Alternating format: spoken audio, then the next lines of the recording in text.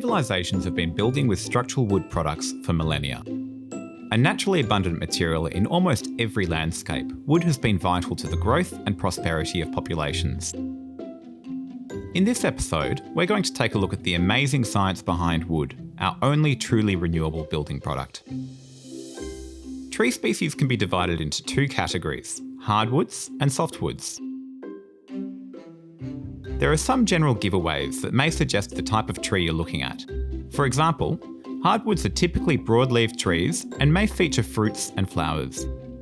Good examples of these include gum trees, mountain ash, and of course any fruit trees you may have in your garden.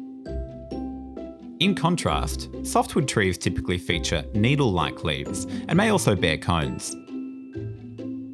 The most common softwood trees in Australia fall within the pine variety, with a range of species such as radiata, slash, or others grown depending on the climatic region. Whether hardwood or softwood, the wood within the tree is produced in a similar way and takes a similar form. Wood fibres are typically long and thin, similar in shape to a drinking straw, although a tiny fraction of the size. This shape supports the transfer of water and nutrients between the leaves and the roots, and is also better suited to supporting the vertical growth of the tree. Like all green plants, a tree can manufacture its own food through the process of photosynthesis, which typically takes place in the leaves. Using only water from the soil, carbon dioxide from the atmosphere, and light from the sun, trees can grow at rapid rates. To deliver water to the leaves, it is absorbed through the tree's root system and transported through the long, narrow columns of conjoined wood fibres. Carbon dioxide is taken in through tiny openings in the leaf surfaces, called stomata. With the help of the sun, the water and the air are combined in the presence of chlorophyll to make sugars that provide energy to the tree. Some sugars are used to make new leaves, some in making new shoots, and some in making new wood. The sugars are transported throughout the tree in the form of sap. Trees grow new wood in two main zones, at the tip of the stem, growing a taller trunk and a longer branch, and just under the bark, increasing the diameter of the section, whether trunk or branch. The area of cell division at the tip of the stem is referred to as a meristematic region and typically looks like a bud. It is the addition of new cells at this point that gives the tree its height. This means that if you were to drive a nail into the trunk of a young tree at a height of 1 metre, the nail would remain at this height, even as the tree grew much taller. The process by which trees grow thicker is similar to this, although it occurs in a different location. A tree trunk is made up of 4 main layers: the outer bark, the inner bark, the growth zone, which is also known as the cambium, and the wood. New wood is added to the trunk of the tree in the cambium, located between the inner bark and the wood.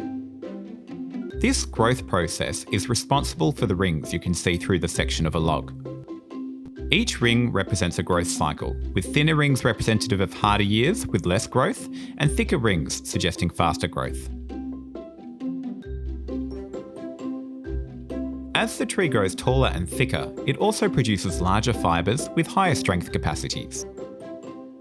This gives us a strength gradient across a log, where the centre, which was produced when the tree was young, is much less structurally robust than the new wood close to the bark.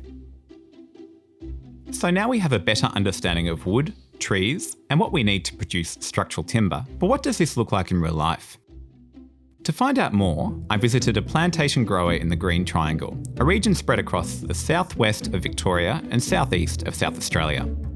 Here they grow softwood trees for planned and sustainable harvesting. With over 10 million trees planted every year from this facility alone, it's clear they know what they're doing. I met research manager Danielle Wiseman, who further explained the tree growing process. So the start point for the production of our trees would be controlled pollination using 2 selected pine parents who have really great qualities. We do a controlled pollination, so taking pollen from the father and fertilising the mother, so producing the improved seed. That seed is then germinated and we take some little micro cuttings off that and we grow each of those micro cuttings into a plant. Those plants are put in the nursery into what we call our stool beds. And so we plant those out and we try to grow them up nice and bushy and then we take little cuttings off those stool beds, and those cuttings are what we grow into the trees that you see in our plantations. So our objective as tree growers, we're trying to produce wood. We produce a lot of other products as a byproduct of that, but what we really want to produce is high quality saw logs, ideally. And to do that, we bring together a number of factors. So we bring together that genetics program, so we try and select trees that have good wood properties.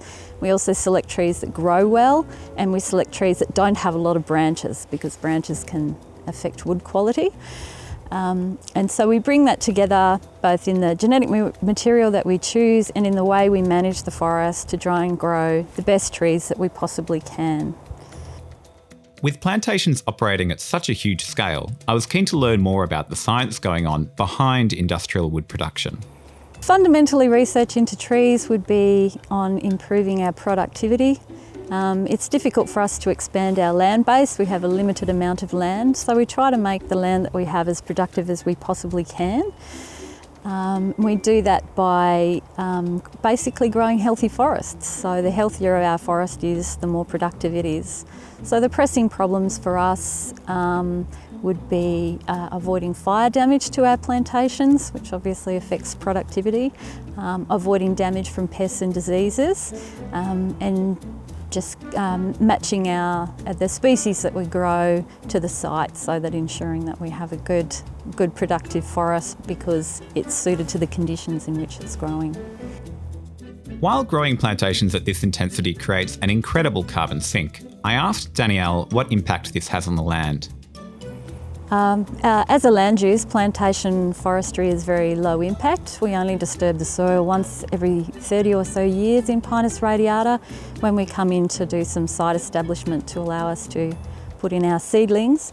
We also have very low chemical use. We do weed control about once or twice every 30 years in order to establish our seedlings, and after that we do very little. Most of our pests in the plantations are controlled through keeping our plantations healthy and resilient, so we very rarely do chemical pest control, but we do employ some biological controls for some of our pests. An example of a successful biological control can be seen in the treatment of the Cyrex wood wasp, a pest that attacks stressed trees. We primarily control it by avoiding our trees becoming stressed, and we do that by thinning them when they start to compete with each other and getting stressed. But if they do become stressed, we do what is called trap tree plots. So we make some trees sick in order to attract the Cyrex, and then we infect those trees with a nematode.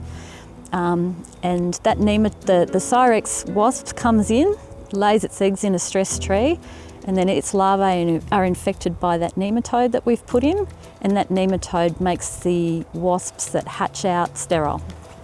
And that's how we control Cyrex wood wasp.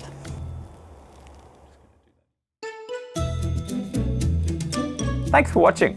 If you enjoyed this video, make sure to click like below, and don't forget to subscribe to be the first to hear of future videos. If you're interested to learn more about wood, trees and the Forest Learning Program, make sure to visit the website at www.forestlearning.edu.au. See you next time.